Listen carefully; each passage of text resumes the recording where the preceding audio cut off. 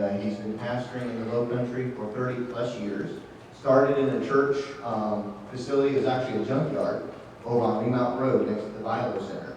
The property's still there, but he's been through, in the Low Country, he's been through all kinds of things, and he was gracious enough to open doors. I'm thankful for that. But he's my father, I'm his son, and I'm assistant pastor here as well. And so I'm glad that y'all showed up for the forum tonight. If you have any kind of questions or anything, please don't hesitate to ask. This is very informal. We want to get to know who these candidates are and get to know what type of people they are, what kind of stances they have, and what kind of principles that they have, because it's very important what future we have for our kids. And I know we're all here because we agree in that. So let's go ahead and start off with a word of prayer. And thank you guys for showing up. I appreciate that. Let's pray. Dear Heavenly Father, I want to thank you for allowing us to be here tonight. Lord, I believe that there are no accidents. And Lord, everything happens for a reason and for a purpose. And Lord, as we look into our future and for future generations, Lord, may we train up a child in the way he should go. So Lord, when he is old, he will not depart from it. Lord, we want to provide an education, Lord, and we want to be able to do what is best and what is right. And Lord, sometimes it's not easy doing the right thing. But Lord, may we allow the right to prevail as long as we trust in you. Bless you the candidates as they hear, as they answer the questions of those who have a question. Father, I pray that will be, that you'll meet in that need, Lord. That you'll just be with us tonight. We want to love you. We want to thank you for all that you've done, for your wonderful mercy. In your name I pray. Amen. Good evening. Before I start running my mouth, which I try not to do too long, could we stand and say the Pledge of Allegiance? I pledge allegiance to the flag of the United States of America and to the republic for which it stands, one nation, under God, indivisible, with liberty and justice for all.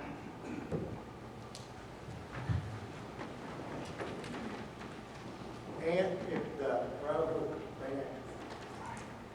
Good evening. My name is Bill Bates, and I want to thank the candidates for agreeing to be part of this public forum. I want to thank the people who have worked together to put this together, and especially thank Triton Baptist Church for opening their doors to allow this to take place. And I want to thank y'all for being here. Now, having said all that, our moderator is Ray Nash, and I will turn the microphone over to him. Thank you so much, Bill. I feel right at home. I've got the opportunity to do so many of these forums. We did the sheriff's forum, but actually did about 3 or so of those, I think, and had the opportunity to do other candidates over the last 12 months or so, and I'm very grateful to Bill Walter Bates for inviting me and continuing to invite me back. So I must be doing something wrong. I did talk to Sheriff Lewis before the beginning of this forum. He has given me a special deputies commission so that I can maintain order on the stage if necessary. If any of these candidates get out of hand tonight, I don't think it will be the case. In spite of the fact that we've seen some rather interesting things in more recent debates than tonight. It's not going to be a debate, obviously, it's going to be a forum. But let me just do this. Let me go over some of the rules of the evening. I've already briefed the candidates, and I know you came a little bit late, so we get to hear the rules here for the first time. Don't think I have any problem adapting. And then we're going to introduce each of the candidates one at a time and allow them to take the stage. So, the rules are as follows. When we introduce the candidates and they take the stage, that is your one time to give them applause. Please yell and scream and clap, whatever you want to do to cheer them on. But after that, I'm going to ask you to hold your applause, just like we saw with the presidential debates, and that'll allow us to move things through much more quickly. We're getting to more of your questions as a result of that. So please take advantage of that opportunity. Once we get them all on stage, we're going to give each candidate an opportunity, 3 minutes, to make an introductory statement. At the conclusion, they're going to have 2 minutes to do a closing statement. We have divided the candidates into 2 groups of 3, as you can see on the stage here. And in order to make it a little bit more interesting, what we thought we would do is ask each group of candidates one question. So when we get to question number 1 from the audience, and this is audience participation, so I want you to be thinking of some good questions as you can address these candidates. We're going to let each of the 3 in group 1 answer that same question. But in order to not make it so redundant, when you hear the same answers to the same question, we would allow all 6 to answer that same question. The last person just gets to say ditto. We're going to try to make it a little more interesting. So we'll have the group 2 will be asked a second question. And all 3 of them will have the opportunity to address that question, and they'll rotate back to group 1. We're going to try to rotate who gets to go first each time, so my job is going to be very, very confusing. And the candidates have agreed to help keep me on track to make sure I don't lose my place as to who should be going next. And we'll go back and forth like that until we all run out of questions or we run out of time. At the very last round of questions, we're going to let each candidate select from the various questions that were asked to the opposite group.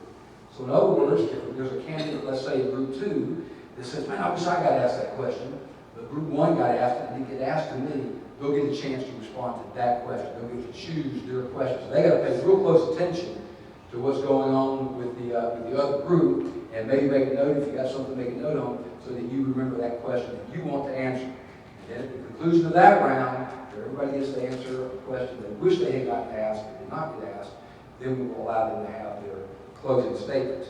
When you are called upon to ask a question, just raise your hand and we'll recognize you.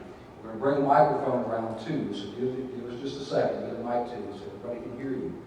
And here's what I'm going to ask you as audience participants here. If you would make your statement, whatever you want to say, put it in the form of a question, not a statement. Having done a number of these in the past, I know that people like y'all that are interested in what's going on, you have a lot of opinions about how things ought to be and what you can do if you're on school board or whatever else. I want to ask you to limit that and compress it down into 1 minute. 1 minute to make whatever statement you want to make, and then present it in the form of a question so that the candidates can respond to it. We also would prefer that you ask a question that all 3 of the candidates in that group can answer, rather than asking the question of a specific candidate. If you do have just a burning question that you want to ask a specific candidate, I will allow that to happen. If it gets too out of hand, it appears that somebody's getting picked on or something like that, then I reserve the right as a moderator to say we need to move on, and from that point forward, we'll only ask questions that all 3 of the candidates can respond to. So we've got that covered. They've got, as the moderator, sometimes things come up during the course of the event that require me to sort of make a judgment call on the fly. I'll do my very best to make it fair to all that are concerned, to all candidates, all 6 of the candidates that are here, as well as to use the audience. Sometimes I make errors, sometimes I lose track of where I'm supposed to be, so I apologize in advance for all of that, but I will try to make it fair, because the real purpose tonight is to allow you, the interested voters of Berkeley County, to have an opportunity to engage with your candidates, to ask them those questions, and see where they stand. And I want to commend you for being here tonight. We've got a small crowd, obviously, which is going to make it, somewhat more intimate and personal here, which is a good thing. But, voter apathy is a real problem. It's a real problem in our country. It's a real problem in our state. And even at these local level elections, even more so perhaps in these local level elections. And I just want to take a minute and to commend y'all for coming out tonight, for being a part of the process, for being engaged, for being interested in what's happening in your local community. These candidates are putting forth a lot of effort. It costs money, it costs time, they're putting their reputation on the line. It's stressful for them, it's stressful for their families, and I know it means a lot to them when they see folks like you who are genuinely interested and concerned enough to come out and spend some time this evening. Ms. Sue up front here is going to be our timekeeper, and you can see her raise some of these little colored flags from time to time. The signaling of the flags is that when the candidate has 30 seconds left for response, they get the yellow flag. So candidates, you still got some time to think your way through. 30 seconds is longer than you think when you're standing there answering the question. When they have 10 seconds left, they get the red flag. So that doesn't mean you have to stop. It just means that you pretty much got to finish your sentence and wrap it up. And if you don't shut up after those 10 seconds are up, she's going to blow the whistle. Okay, and I'm going to yank you off the stage at that point and have to sit down. So that's the rules, I believe. Did I leave anything out, Bill? All right. We also want to make a comment that we have 6 of your candidates here tonight. One is running unopposed, so we'll introduce here to you first. Brian Adams is also a candidate. He was invited to participate. He has had a death in the family and was not able to make it tonight. There were 2 other candidates, Julius Barnes and Kelly Spann, who were invited. They declined to participate with us this evening. So, having said all of that, we want to introduce our candidates. And we have running for District 1, unopposed, Michael Ramsey. Michael, you come take the stage left. Let's give Michael a big. We have two candidates running for District 3. First is Laura Kelly. Laura, please come up. Second candidate is Timothy Davis. This will propose Group 1. For District 5, running against Brian Adams, is David Barrow. David, you come up. We have two candidates from District 9. The first is Ann Conner. Ann, would you come take the middle seat? And the last is Jim Hayes. So Jim, please come up and join. All right, at this point, we're going to allow each candidate 3 minutes for an introduction. I'm going to let the seat number 1 for each group. We'll start that process when we get to the first question for that group. Seat number 2 gets to start. We'll rotate through, and then we'll get the closing statements. Seat number 3 will get to go first in the closing statement. So we'll try to balance it out as best as we humanly can. So, Mike Ramsey, you're up first for the opening statement. Y'all have the microphone to share. It should be nice. Well, luckily, is it on? Push the little button on the bottom, mute. No, right. It says mute. It should turn green. Testing, 1, 2, 3. Got it. Shake your hands in the air. All right. My name is Michael Ramsey, and I'm running for District 1, Hanahan, which is the seat currently held by Mr. Kent Murray. And I humbly ask for your support and your prayers for our children and our community as I run for the school board. Over 12 years ago, the thought of running for school board entered my heart. Because 12 years ago, Debbie Ramsey was dying with breast cancer. Now, she's in heaven now, so it's not a sad story. But not only was she Teacher of the Year in Berkeley County, but she was called by God to teach since she was a little girl. Well, I believe a man is only as good as the woman he marries. I've won the lottery twice. My current wife, Sarah Ramsey, is a blessing to everyone who she comes upon. And without her, I would be nothing. I currently have a 7-year-old son named Benjamin, and I have a 4-year-old son named Paul. And if the Lord is willing, come February, I will have a 3rd son. We call him Baby Ramsey. I've had a lot of different experiences in my life, but to start off with, I'm a Citadel man. I'm president of the Hanahan Exchange Club. I've worked 19 years for the Berkeley County Tax Assessor. I'm vice president of the Berkeley County Citadel Club. I'm actively involved in my community with the Hanahan PTA, Keep Hanahan Beautiful, Conservation District. I'm forgetting about 10 or 12 different organizations and things in the community that I volunteer with. So my community is extremely important to me. So today I'm up here, I'm asking for your support, and I'm asking for your votes. Michael Ramsey, District 1, Hanahan. Thank you. I had a microphone a minute ago, now I've lost it. All right, Laura Kelly is up next, please. Hello, my name is Laura Kelly. I've got to say that was a great introduction. You're welcome. And I am a mother of 4 children in the district. I found out that Philip Obie is not going to seek re-election. And my family and I felt like this was a good time for me to give back to the community and run for the school board, District 3. I want to be a fresh voice for the school board, for the parents, for the students. I just want to put the focus back in the classroom. I want to help the superintendent to work together with the industries that are coming in, with the government entities, the county council, the city council, so we can all get along and just continue to put the focus, like I said, back in the classroom. And that's all I have to say. Here's Tim Davis. Tim Davis. Very much. Hi everyone, my name is Tim Davis and I too am running for District 3. A little bit about myself, I am a father of a 4th grader in the district who happens to be in a class with one of Laura Kelly's children. We didn't know that till recently. I am a husband to a vice principal in the district at middle school, and I am a small business owner in real estate here in Berkeley County. I work between Charleston, Berkeley, and Dorchester counties. Because of this, I think I've got a unique perspective on all the challenges and all the things that are happening, not just in Berkeley that are going to affect us, but in the Tri-County area.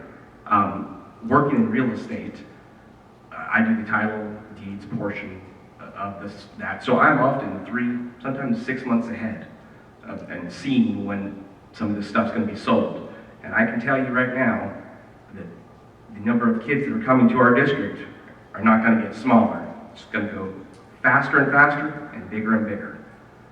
We need to be proactive, make sure that we're getting the schools, the teachers, everything we need for our kids. And District 3 is definitely a unique situation. We have the highs of the highs when it comes to income. We've got the lows of the lows. And I think we need someone fresh and willing and able to look at things fairly, to make sure that we're equitable, make sure we're fiscally responsible, but number one, making sure we're taking care of our kids, our teachers, our schools, and all of our citizens here in Berkeley County. So again, my name is Tim Davis. I'm running for District 3, and I hope I can count on your vote. Thanks. Thank you, Tim. Now we have David Barrow, District 5. Good evening. My name is Dave Barrow. I want to thank Bill and Barbara Bates, Trident Baptist, Spirit Nash, for the opportunity to come here tonight and let you know who I am and kind of match up a name with a face. I'm a retired educator of 40 years in Berkeley County School District. Started out in 1969 teaching and coaching at Goose Creek High School. Went into administration in 1980, and in 1983, George McCracken and I, George is a good friend of mine. I've been knowing him since 1960. We went to high school together.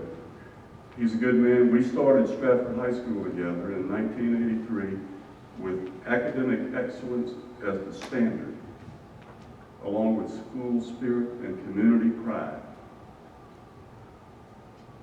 From that point, my administrative career took off. I became principal of a couple of schools, middle schools and high schools in Berkeley County. I became secondary supervisor of all the middle schools and high schools in Berkeley County.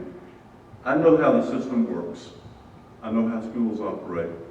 I know how the school board functions. I think I'm uniquely qualified to do a good job to represent not only the citizens of my district, but all of Berkeley County. So all of the students get the same standards, get the same lesson plans, get the same quality of instruction as they do at any other school in the district. So it's important to me that fairness is the norm. I left out what I consider to be an important part. In 1970, while I was teaching high school, I got drafted. I got drafted into the United States Army. I served in the Presidential Honor Guard. And it was my honor and privilege to help bury some Vietnam veterans that unfortunately lost their lives in Arlington Cemetery. I helped inter them. For 30 years, I was a high school basketball official. I was inducted into the Basketball Officials Hall of Fame, South Carolina. That's just part of who I am. The real message to you tonight is I'm a guy who wants to be fair and impartial and be an individual who is going to work for all of the constituents of all of the students in every area of the county. So I have a lot to say on some issues. I hope that I can address some of your concerns tonight, and God bless you. Thank you. Thank you, David. We have Ann Conter from District 9. Good evening. My name is Ann Conder, and I'm running for District 9. And trust me when I tell you that this was not an easy decision for me to make. When I first started being approached about possibly running, I just kind of said, no, I really don't have time. I work full-time. I do volunteer work. And then as time went by, doors started opening. I had an opportunity to retire, go into semi-retirement. I worked for 6 years at Berkeley Community Mental Health as a crisis and assessment counselor. And then the opportunity came for me to go to work at Trident Hospital in their emergency room, part-time, and also take some retirement. So I'm really I don't know if any of you have ever argued with God, but I was kind of arguing with God a little bit, saying, no, you really don't want me to do this. And I was thinking, well, another person in my district was really interested in running, so I would have been happy to have let him do it, but he made the decision not to. So God and I got into another argument. But anyway, that tells you there that I am a Christian. I have Christian values, and I do believe in giving to the community. I do volunteer work. I work with a rehab facility, and I help a lot of gentlemen who have had issues with alcohol or drugs. And I am so blessed and feel so honored to be able to be a part of that. So anyway, I acquiesced, and I allowed God to lead me in this direction. I really feel very strongly, after having made the decision, that we can do better. Our school board can do much, much better. I feel like that we're faced with a lot of issues. Of course, the growth in the community is going to skyrocket within the next 10 years. And we have to take into consideration, how are we going to accommodate the growth? How are we going to accommodate our students? That's one thing. Another thing is, I've been looking at our school report cards, and there's been some improvements, but I think we can do better. And I'm all for finding ways to do that. I'm married to a Navy veteran. I have 2 wonderful children who are grown, 3 wonderful grandchildren, one of which is now attending Berkeley County schools. So I have some skin in the game too. Thank you. Thank you, Ann. And also from District 9, we have Jim Hayes. 1986, my family moved to Goose Creek. I started working at Hanahan High School, spent 22 years at Hanahan High School as a math teacher, as a facilitator, also working with Title I. Left Hanahan High School and spent my last 5 years teaching as an administrator at Goose Creek High School. Retired 3.5 years ago. I was retired exactly 6 months, and then I became a school board member. So I'm really not too retired. My family are educators. My wife is a teacher, retired. My oldest daughter is a teacher here in Berkeley County. My youngest daughter lives in North Carolina. She is a teacher. We have always been interested in making sure that kids learn. Both of my daughters graduated from Hanahan High School. My oldest grandson graduated from Cane Bay High School. I have another grandson right now at Cane Bay Middle School. So yes, I've got an investment here in these schools, because I've got children who are part of this whole process. I've now been on the school board a year and a half, or 2.5 years, I'm sorry. The last year and a half as a chairman. Now, some people say, chairman, as it's just a title, that's all it is. I'm just like all of the other, I'm one vote. We're all equal to one vote.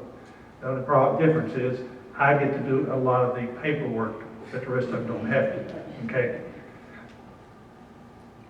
I am not affiliated with any political group or political party.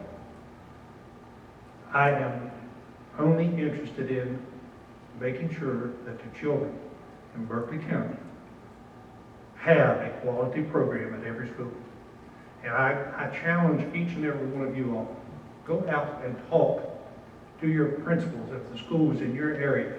Go and ask them what's going on in their schools, and especially the high schools. Learn what is going on in these academies. And if you are businessmen in this community, be ready to help us, because we're asking for business help. Folks, election day, get out and vote. Vote for me, I'll appreciate it. But number one is, get out and vote. Thank you. Thank you so much, Jim, and thank you to all of our candidates for your introductory comments. It's now time to turn the microphone and the camera toward y'all. So who's got the first question that they would like to ask of group number one? This is going to be a really boring night if y'all participate. I'm telling you, this is what it's all about. This is your opportunity to ask these candidates. Terry. I'd like to ask, and I think everybody can hear me,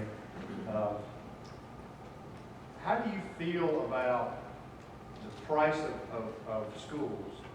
We have built schools in this district ranging from $12 million for an elementary school to about $88 million for a high school. What do you think the cost of a school should be? Should they be extravagant or bare bones with just pure functionality? Barb, we have 2 minutes to respond. Did you hear the question okay? I did. I feel like not just bare bones, but I don't feel like you need extravagant either. So meeting somewhere in the middle, but not just being careful with how we spend our money. And I feel like we need to spend the same amount per child. There shouldn't be any bias. I don't feel like basically we just should make it even across the board. I don't want to say, oh, my kids are going to the Daniel Island School, we gotta have marble floors. We need to just keep it bare bones and make it even throughout the schools for every child, make it fair. That's my answer. Good. Okay, Tim, same question, 2 minutes. Okay. Along those same lines, I agree with Laura. I think you don't want to go bare bones. And we don't need chandeliers and crystal goblets in every school either. I think the key to this is knowing that technology moves faster than we do, and anticipating that technology is going to change by the time that school's probably built. So let's think about that. Let's make sure we have ways to modify that technology or add on to it, because it's going to be a big part as we go along in the future for our kids. Also, one of my big sticking points is if you look at growth, a lot of times we'll plan for 10% growth yearly over the next 10 years. And then 15% growth happens. And then 20% growth happens. And then suddenly that new school is already overpopulated by the time it's finished. Let's take that into consideration. Let's build these schools so that 20, 25 years from now, we can still use that same school. We can expand those classrooms if needed. We can use or build on that technology if needed. But that way, we're saving money for all of our taxpayers, and then we're also making sure that it's something for generations ahead of us to use. Thank you. Thank you, Tim. Michael, you get the same question. The cost of schools is a big issue that we hear quite often, and a lot of times what the question is brought up why can't we have just 4 or 5 different school plans? Why do we always have to get a new architect fee? Why do we always have to spend all this money when it seems like there should be a small school for a small community, a medium school for a medium community, and a large school for a large community? I agree with this gentleman right here as far as the growth is probably the biggest issue that a district is facing. And how we address that as far as, okay, in 3 or 4 years, are we going to say, hey, we want another bond referendum? We want 10 more schools? Is that going to be the question? How are we going to address the growth? So with me, I'm more focused on what we must have versus necessarily what we want. So is it that we need this new school because we must have it because every single school we have in the county is overfilled? Or can we change some property lines so a school that doesn't have as many kids going to that school now can come over to this school? Now I know we don't like turning up communities. That's been a big issue in Hanahan, and we fought really hard. We wanted all Hanahan kids to go to Hanahan schools. Well, finally a compromise was reached, and they finally going to get our school built, but we're going to have some Goose Creek kids come over to the Hanahan. It's not only going to be a Hanahan school, but it's going to be a Hanahan and a Goose Creek school. So as far as my thought on what we need to do with the cost of schools is we really have to look at the need base and are we utilizing our resources to the greatest benefit as far as what size schools we build. Because if we build a school too small, then we're going to have to build another school. Thank you. Thank you, Michael. Okay, now we're ready for the first question for group 2. So who's got a question for this group? I only call out one of them first, but can I get you the next question? I'm so excited that somebody raised their hand. My question is, if you are elected to the school board, and unfortunately you have an employee break the law and did so knowingly, how would you justify to the taxpayers covering $1 million plus in attorney fees, as we have seen happen so far in the district? And if you get to tackle this one first, you have 2 minutes. I don't know. Am I on?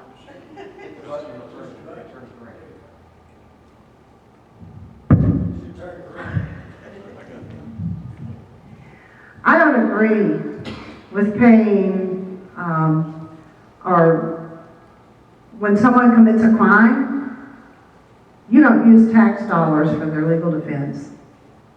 I think that's wrong.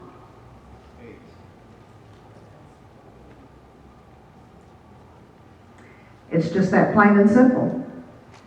You know, you did the crime, then you're responsible for your own legal defense. And that's where I stand on that. I don't think the school board has any business using taxpayer dollars, which are supposed to be used for public education purposes. I'm talking about for the children, for the classroom, for funding good teachers. That money could be used elsewhere. And I think I know what situation you're referring to. And I was totally opposed to that. I don't think anybody on the school board should have voted in favor of funding those who were charged criminally or even indicted and even found guilty of a felony. Thank you. Hey, Jim, you get a stab at that same question in 2 minutes. I know exactly what your question is about. When I came on the board, this was still an ongoing problem. And the research that I did, I found that the school board at that particular time when, and if you read the policies, read the laws, the policy says that if a person is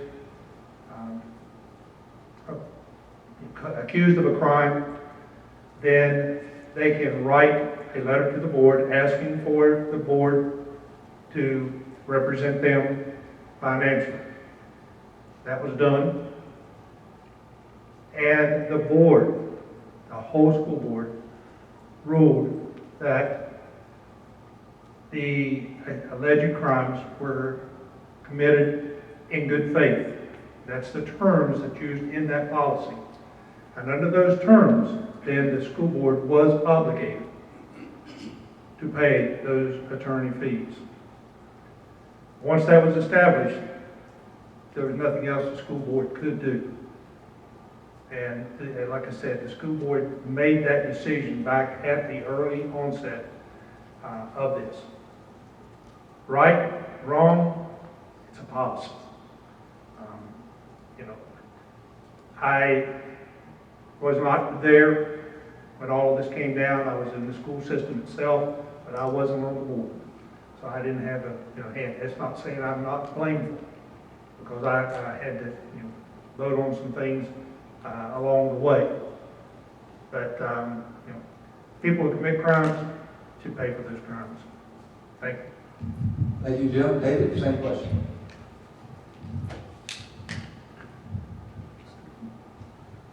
I retired in 2010, so I was not privy to all of the information and the circumstances involving in what you're referring to. However, let me digress and let me tell you what I have had to address as principal and as supervisor. Whenever allegations and charges are brought against employees, normally the principal or the individual who is the direct supervisor of the person that's in trouble normally evaluates the circumstances and makes an administrative judgment whether or not to place that person on administrative leave. That's the norm. That's what has happened over the course of my many years in administration. Willis Sanders is here. He and I worked together directly in many cases and put employees on administrative leave over the course of time. And of course, if they were found innocent of the charges, they were generally reinstated. If not, they were dismissed. This particular case, I can only imagine that the school's attorneys were certainly involved in the decision that the board ultimately made to take care of the legal expenses of that particular, or those individuals that you're referring to. I don't have an opinion as to whether or not it was right or wrong, but I do know that they had legal counsel's advice. Thank you. Thank you, David. And now we're ready to have another question for Bruin. Can we use your question for Bruin? Please. I let you use my microphone since I'm so close. Oh, wow. Oh, gosh, okay. Prayer is a big topic. How do you guys feel about that? Okay, so Tim, you get to handle that one first. 2 minutes. You said prayer in school. I don't really have an issue whatsoever with prayer in school. I think if people want to, if kids want to pray, whatever religion or beliefs that they may have, I think they should be allowed to do it. I don't think it should infringe upon anybody else. I don't think that, for example, that a teacher should lead a prayer in school, because there may be a Christian, a Muslim, a Jewish person in that class. I think that's definitely an important issue to a lot of people, but I think it can easily be taken care of with a moment of silence if that's something that they want to do. And then let's get on to the business that we're here for, which is to educate the kids. There are so many issues on top of that one that we're dealing with. I would hate for us to spend so much time and effort on something that's not going to further their education along. So, I think we can hopefully all come to an agreement, maybe, like I said, a moment of silence, and then move along. Let's get these kids educated and get to the issues that are really going to affect them in their future. Thanks. Thank you, Tim. Now we're going to take to Michael for his response. Hopefully by my introduction, you got the impression that I strongly believe in God and that it's a big part of my life. As far as I put the Lord first, I put my family second, and my friends and other things third. So I am for prayer in schools. I've been quite frustrated with a lot of recent things we've had go on with the board, but I understand why we had to do some of the things we had to do, because being so scared of getting sued again. And I understand that we need to support the law, so I respect the legality of law. I think a moment of silence is bull. I do not support a moment of silence in any case. Either there's a way we can go about where we can have a taxpayer come pray, a preacher come pray, or we can just say, well, we legally cannot pray. But for me, a moment of silence is insulting personally, because I don't want to pretend, I don't want to fake like I love the Lord. I either want to be given the opportunity to show my support for God, or either if it's legally not allowed, then it's legally not allowed. Thank you. Thank you. Now, Laura. As far as it goes with prayer in schools, I am a Christian, but I do respect other religions. And I know this is an unsettled issue right now, so I feel like this is a tough one. I'm going to have to look into the moment of silence, but I am a Christian and I do support that. And you have to look at, there are other kids, it's a public school, so that go there. But I just feel like we need to follow the law as a Christian. That's what I'm going to do. I'm going to follow the law and see what comes out of this issue. Thank you. Very good. Okay, so now we're back to group 2. Question from the audience. Bates. I was recently involved in this Common Core stuff, kind of tip of the spirit, and obviously I didn't support Common Core, and I feel like we got a partial victory, but we didn't get it all. So my question would be is, what is your stance on the Common Core? Jim, you get to go first for this one.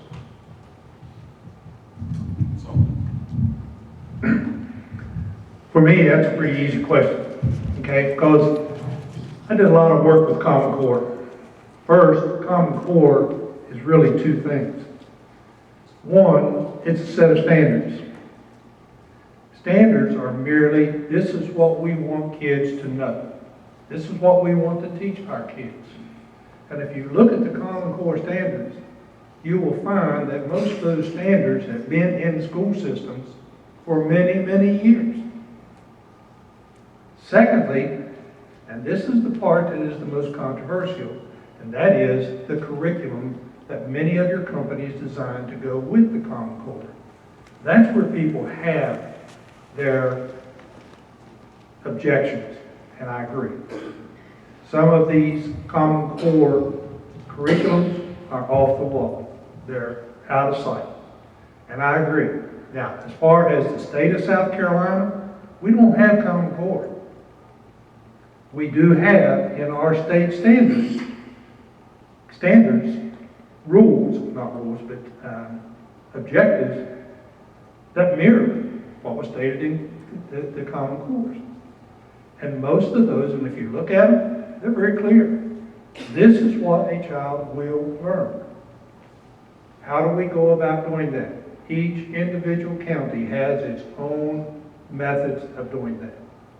We are not held or told, this is how you will teach it. And we do not tell our teachers, this is how you're going to teach it. We buy the books through the county from the state. Okay? Thank you. And now the mic passes to David for the same question. Bill, thanks for the question. I've done some research. The Common Core, initiated as a federal initiative, it was never mandated that each state be required to accept it. South Carolina, however, in 2010, did accept Common Core standards that were established by the National Governors Association to make them level, to make them the same. The problem with that is those standards were never tested until 2013-14 with a testing system called Aspire. Aspire tested the ELA, that's English Language Arts, and math standards. However, the standards were so high, very few students could actually perform at the level of those standards. However, Jim's exactly right. Last year, 2015, 2016, the state rejected Common Core. There is some vestige of Common Core remaining. But here's the facts. The standards are now generated by the state. Common Core standards may be assimilated and may be aligned with some of that. The good news is curriculum is established by the individual districts. Thanks for the yellow. So the last thing is PLCs, professional learning communities of teachers at individual schools actually do the lesson plans and they do the assessments to determine whether or not those standards are appropriate. Thank you. Thank you. Ann, same question. I'm opposed to Common Core, and I don't mind standing up here and telling you folks that. I think it's a big mistake to even adopt some of that curriculum. And I'm going to tell you why. I've had the opportunity to talk with several teachers in Berkeley County. Some of them have left teaching because of the pressure that is being put on the students. I'm talking about grade school children, elementary school children, okay? Being a mental health counselor, I understand human development. You go through developmental stages, especially very quickly in childhood. When you are in the age group from about 6 on up to about 8 or 9 years old, you're a concrete thinker. This is how you learn. Concrete means you put it out there, you teach them this, you tell them this is how it's done. They do not understand how to think in the abstract. Common Core basically forces these children to begin thinking in abstract measures that are way beyond their ability to cope with developmentally. And it's challenging for the teachers to take this and put this in a way that these children can understand it. And that's the biggest reason why I'm against it. Thank you. Okay, I think everyone in that group had answered that question, so we're ready for another audience question. Let me get the mic over there to you very quickly. So my oldest was a kindergartner at Hannah Elementary during Sandy Hook. Hannah Elementary, I felt, really lacked security, majorly in that school. And I called the superintendent's office pretty much on a daily basis to try to get a security system, something in place. They put an older woman at a desk in front of the school to watch people come in and out and sign in, and that was their fix for security, which I thought was disgraceful. I heard now that they have a plexiglass. They have a plexiglass up now going into that school, and I researched Dorchester County, Charleston County, and all to see what their security measures are, and I felt Berkeley County is lacking. Howe Hall, where my daughters are now, I feel like their security system is phenomenal as opposed to the Hanahan schools. So I don't know, as far as the board, it isn't. Ask us a question. Is there a allotted amount of money that is given per school to handle these situations, to better secure the children? And if so, will you look at those measures to help make security better in schools that are lacking? Thank you so much. Michael, you get to go first, and that was in case any of y'all were falling asleep. Woke you up and normally go feedback. No, we asked for good feedback. We got it, didn't we? Well,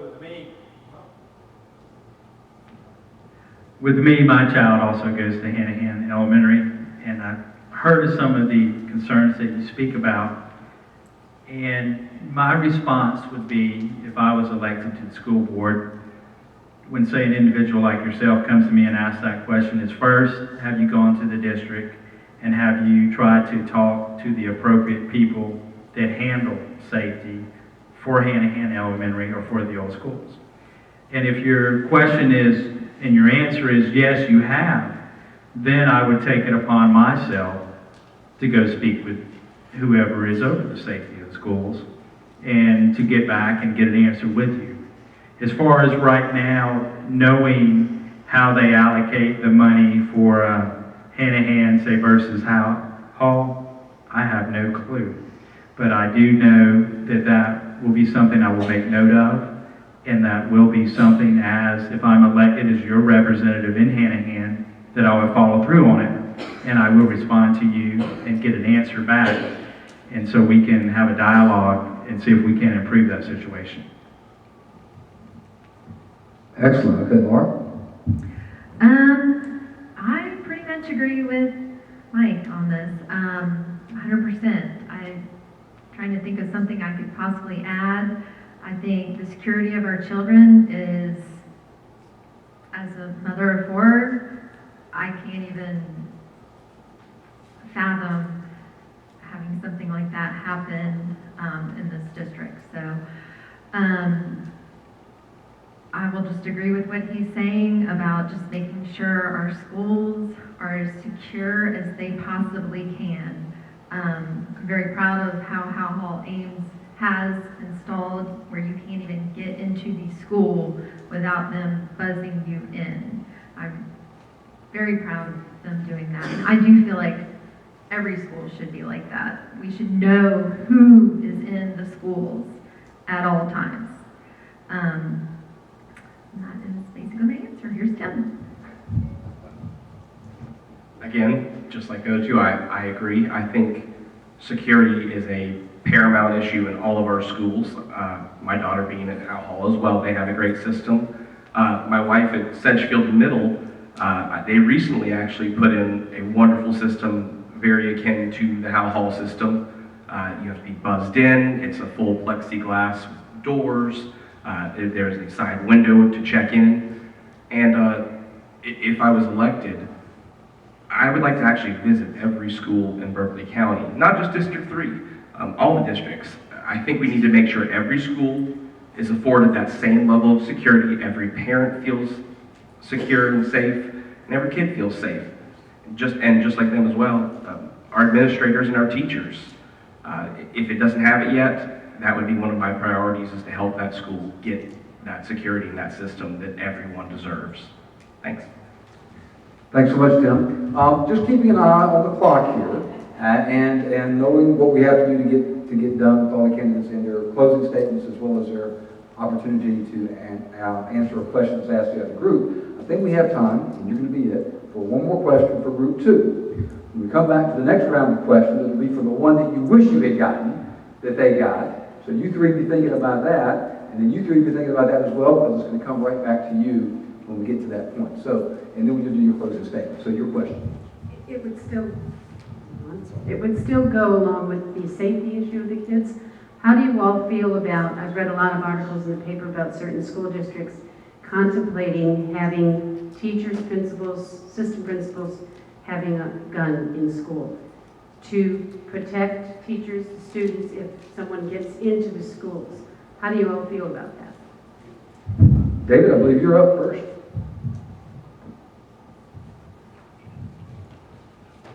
That's a very good question. Let me go back a moment to generally school safety. As you know, most, you may know, you may not, most middle schools and all high schools in Berkeley County have school resource officers. Sheriff Lewis is here, Sheriff Nash, I'm sure, is these schools, middle and high generally speaking, work directly with intruder alerts. They have alerts on a regular basis, working hand in glove with the administrators and the school resource officers and other resources from the Sheriff's Department, as well as Goose Creek City, Moncks Corner City, and so forth. To address your specific question, I would not be opposed, I would not feel comfortable with teachers having weapons even if they're concealed with a license. I would feel comfortable with administrators to assist the school resource officers in case there is a problem in a particular area of the building. I don't feel comfortable with teachers in the individual classrooms being subject to individual students who may be able to wrestle those weapons away in an individual setting. So that's the answer. That's the answer to that specific question. But we have a good district safety officer. His name is Tim Knight. If the issue that you've addressed at Hanahan Elementary, ma'am, Tim Knight is the gentleman in the district office. I think we had to have a uniform security system throughout every school in Berkeley County, and I think he can help answer that question. Thank you. Thank you, David. And now Fran. I kind of have mixed feelings about it. I'm a concealed carry. I have a permit, but this is how I feel about it. I kind of agree a little bit with what Mr. Farrell was saying, that if you're going to allow teachers or individuals, administrators, or whoever to have weapons on the school ground, then I think special training needs to go along with that. I know that SLED has trainings for people who do carry weapons, and I'm sure that if it were addressed to the state or whomever, that if the decision were made to allow teachers and administrators to do that they would have to go through a rigorous vetting, they would have to go through a rigorous training in order to be allowed to do that. Because even though I'm a concealed carrier, I do worry sometimes that, you know, it goes through my mind sometimes, what if the perpetrator takes the gun away from me? You know, is my response time going to be quick enough to be able to defend myself adequately? So I think if we're going to allow administrators or teachers to carry weapons, that they really do need to go through a special training. And they need to be carefully vetted. Okay? Even on a psychological level, I think. Because you never know. That teacher might have his trigger tripped one day and go off on the students. Thank you. Thank you, Ann. Jim, you're next.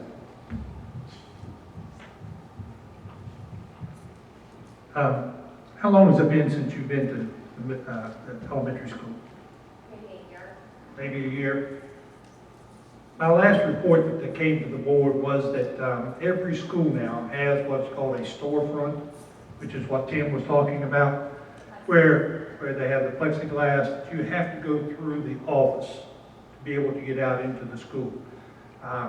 If I don't have my badge and I go to a school, they take my license and they run it through a program, and it does a background check immediately.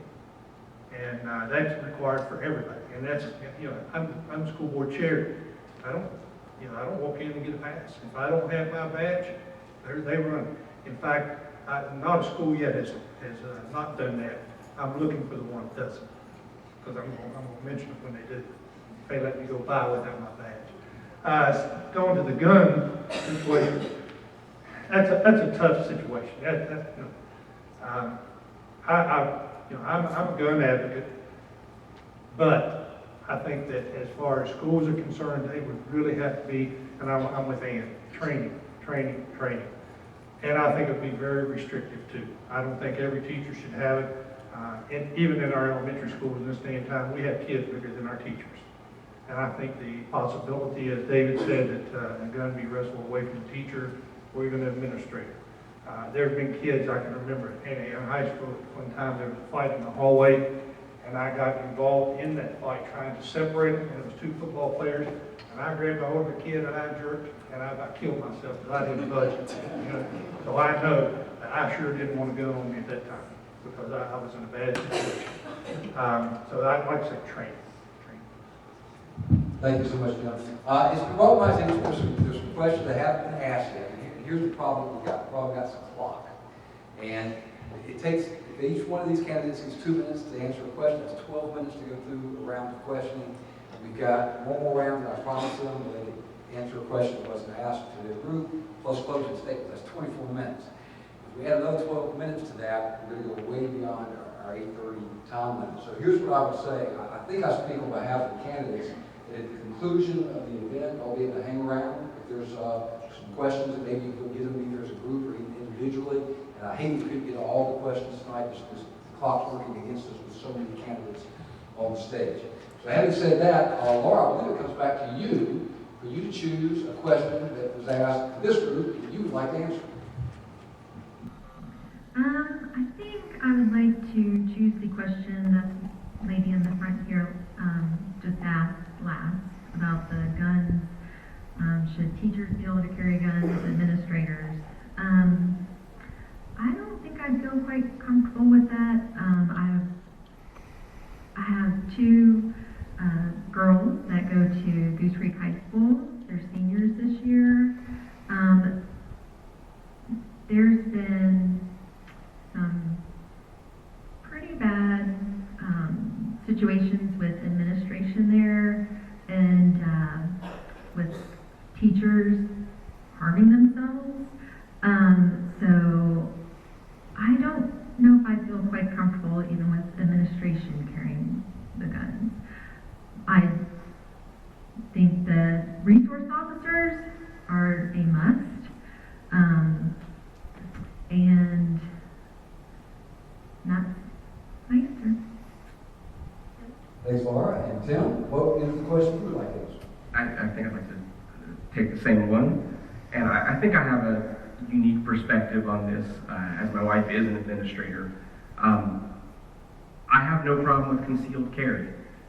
However, in schools, if you are asking one administrator to carry a gun and protect children, then you're pretty much across the school district. You're going to have to ask everybody to do it. Everybody's going to expect it. I don't know of any teacher or administrator I've met that truly wouldn't lay down their life for their kids. I know my wife would do so. I know the teachers at her school too would do so. From my perspective, I don't want to lose my wife to some horrible incident at the school. And I think that's also putting a lot of pressure on these administrators. So now, not only are they going to have to deal with the daily ins and outs of dealing with the schools, but now they're armed policemen, and that's just not maybe something everybody wants to take on. So I think the issue is a very valid one. I think it's really complex, and it has a lot of different sides to it. I think if they were willing to, no problem, but I think you're going to have to do that across the board. I think it's going to be everyone does it or no one does it. Thanks. Thank you, Tim. Michael, what question would you like to answer?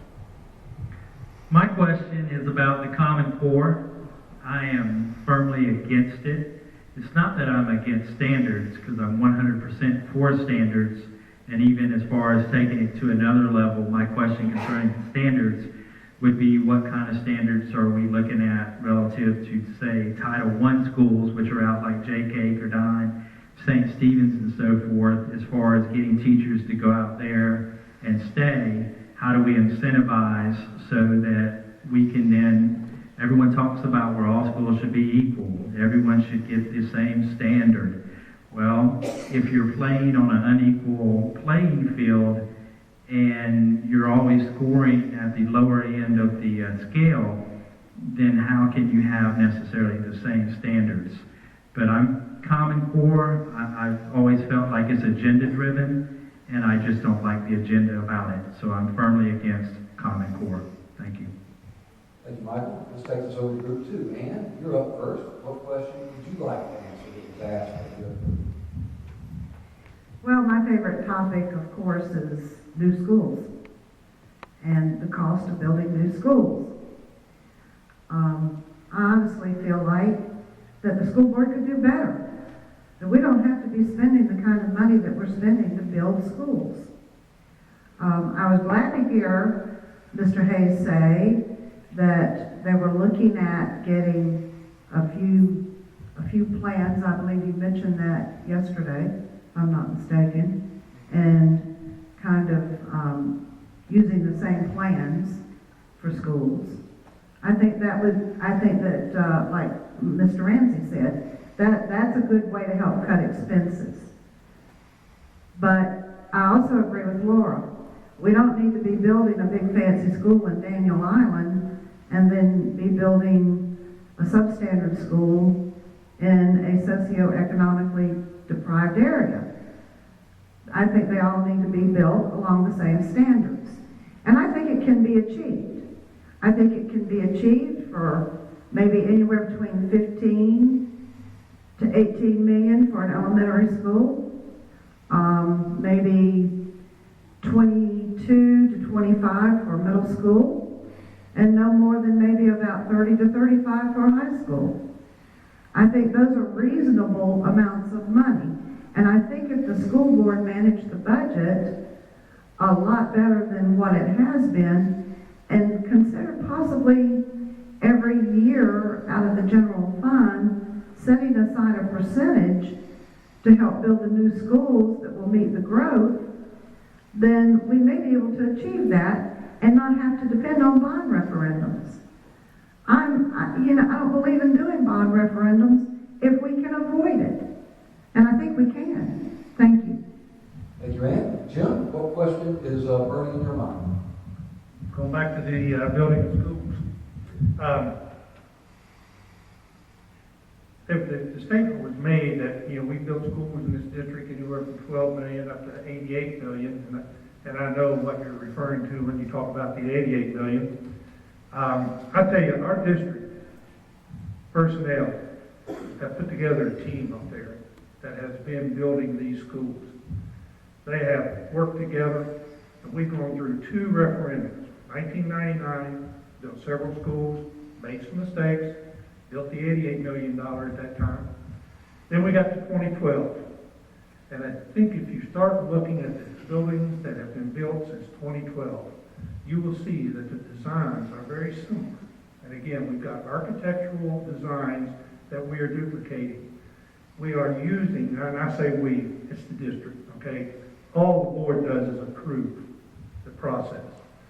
But, we're seeing that group is sticking together. They're doing a good job. They are duplicating. If you go over to Philip Simmons Elementary right now, or Nexton Elementary, or even over here to Cave Bay Elementary, you'll find similarities. You'll go back to those people that are in those schools and say, what would you change about your school? And when we get ready to build another one, and those changes are made, it's a good suggestion. Go and look at some of the windows now in our schools. They're not down on ground level. They're up in the air. We're still getting the natural light, but we're not having to worry about people breaking in, nor are we having to worry about wall space, because we got the wall space there. And the last thing is, we are building a new high school right now, 4 years, or about 8 years, or 9 years after building the $88 million school. We're building a new high school right now, $80 million. Thank you. Hey, Jim, David, you get the last question of the evening, which is what? Well, actually, you're giving me 1 minute or 2 minutes? 2 minutes. All right, I'll take 1 minute for 2. The first issue that I'd like to address is prairie schools. I hope you know that it's a state legislative mandate that before school every morning in every school in South Carolina, there's a moment of silence. That's required by state law. So it affords every student in every school the opportunity to have their individual prayer. It also mandates the Pledge of Allegiance for every day in every school in the state of South Carolina. Some of you knew that, some of you did not. I may have taught you something. But being principal of schools, I know that that's the case. Is that 1 minute, Bill? I got 1 more minute. Let me just say, excuse me, that the pricing of schools basically varies. The year that it's done, the type of school. Elementary school costs less than a high school. You've got athletic fields, you've got auditoriums, you've got all sorts of issues. let me say that the school district budget is very limited. Did you know that the operational budget of Berkeley County Schools, 87% of the operational budget is for salaries? Salaries, 87%. That doesn't leave a whole lot of meat on the bone for operational budgets for anything else, including the building of schools. That's why referendums are needed. The fact is, the board is limited in the amount of funds that they can generate, and the bond referendum, remember now, is the board doesn't mandate that. That's taxpayer voted. Those taxpayers voted for the 99 and the 2012 referendum of $193 and $198 million to refurbish old schools and to build new ones. Thank you. We now enter the closing statement phase of tonight's forum. And Tim, you get to go first for this segment. Again, thanks to everybody for coming out tonight. It is great to see so many people who are interested in this. As I stated when I began, I am just like you. I'm a father, I'm a husband, I'm a small business owner. I believe in public education. I believe in our kids, from the smallest to the tallest. I believe we can keep doing great things with these kids, with these teachers, with our administrators. When we have good schools, it affects us all. It's going to raise our real estate values. It's going to make our businesses better. It's going to bring in more business. That's what I want to keep growing in Berkeley County, and that's what I want to keep seeing. I believe that we can do it, that we can all do it together, whoever wins out of all these races, and I hope that we will do so. Again, my name is Tim Davis. I'm running for District 3, and I hope I can count on your vote. Thanks. Michael Ramsey, you get to go next.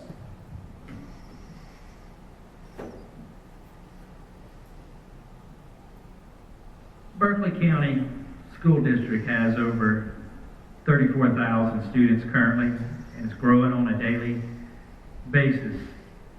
If I am elected, the first question that I will always ask myself is this good enough for my child? And if the answer is it's not good enough for my child, then it's not good enough for any child.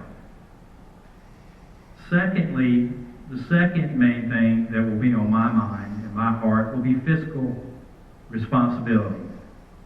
Because not only will I be representing the children, but I will be representing the children's parents. And I feel it will be my solemn duty to honor and listen to the will of the people. Change is coming to the Berkeley County School District Board. It is my hope and it is my prayer that it is a good change. My name is Michael Ramsey, District 1, Hanahan. I ask for your support and I ask for your vote. Thank you. Thank you, Michael. Laura, you're next.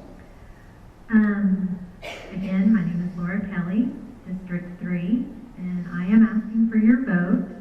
In closing, I just want to add that I'm going to use common sense when it comes to the budgets, the projects, the renovations, new schools, policies. We will scrutinize over these to make sure we are spending our tax dollars properly. And my main priority is our children. Bottom line. Like, I want what is best for all of our children. And to use our tax dollars for their best interest. They're our future, so thank you. Thank you, Laura. Jim Hayes, you're next.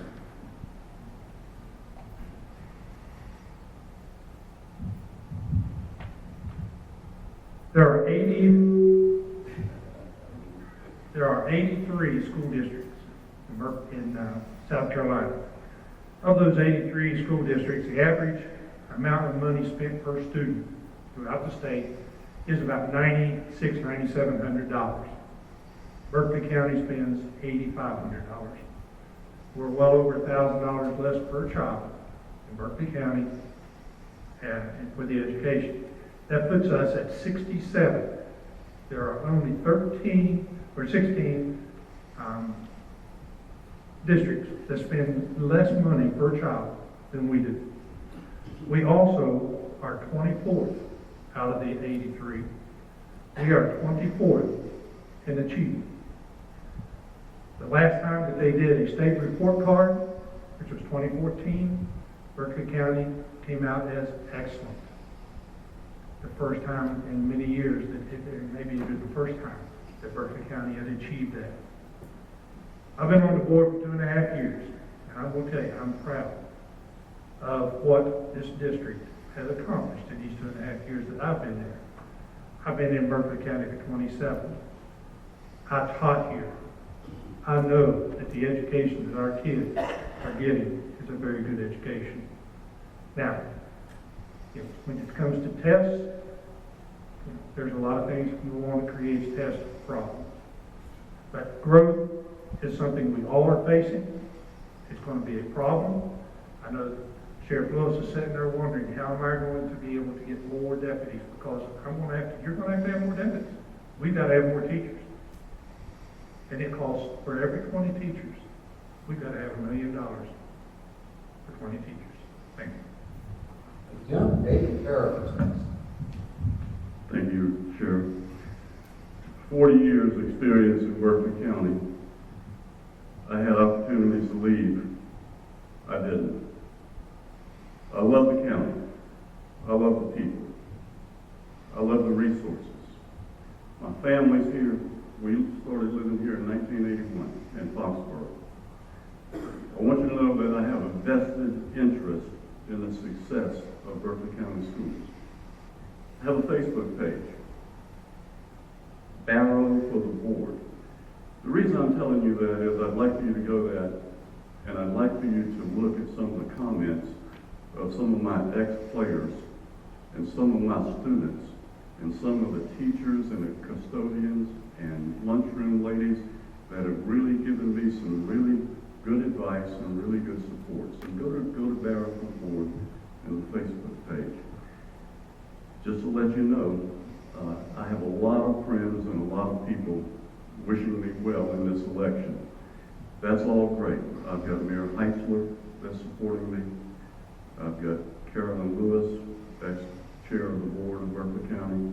I've got 3 of the past 4 district superintendents, Jamie Hyman, Chester Floyd, Michael Turner, Willis Sanders, George McCracken, Coach Ray Stackley, outstanding people. But the real message I'm going to leave you with tonight is that I'm here for the kids. I've always been for the kids. It's the kids that we build the buildings for. It's not for the teachers, and it's not for the parents. It's for the kids and their success. Thank you. Great. Ann Conder brings up the anchor leg.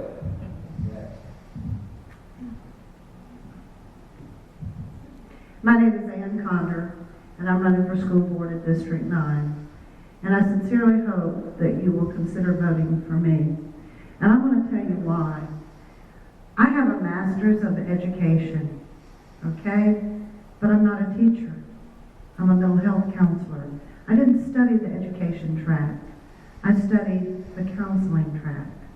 And I did it because I felt like there was a need to help people with mental issues and emotional issues.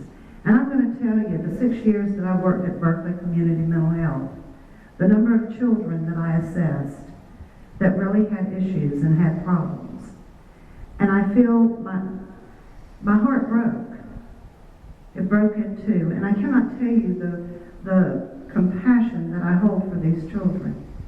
And I honestly feel like that there are things that the board can do to help make situations a little bit better, community-wide, county-wide, for a lot of these children. I don't want us to blur the boundary lines between public education and social programs for children. That's not what I'm talking about. I'm talking about Let's find ways to engage parents more. Let's find ways to help these families in such a way that it doesn't cost, it becomes more cost effective to invest a little bit of time with these children. And I would encourage our board to consider doing that, even if I'm not elected. But I would like to mention this too, that you're making me nervous, Bill. But I would like for you to consider supporting me. I do care. I think the children are the future of tomorrow, and we need to look out for them. Thank you. Ladies and gentlemen, that concludes our festivities for this evening. I want to commend you once again for coming out and being asked to engage. For those who did not get to ask one of those questions that was burning inside, blame that on me, not on the candidates, all the time people, the moderator. Many thanks to Bill and Barbara, and Sue and Roy and all the others that worked so hard to bring this event back. Can we give them a round of applause? I particularly appreciate Sheriff Lewis coming out tonight to back me up or maintaining order with these candidates. In case they got out of hand, can we give our sheriff a hand? And ladies and gentlemen, did these candidates do a fabulous job tonight? Let's give them all a round.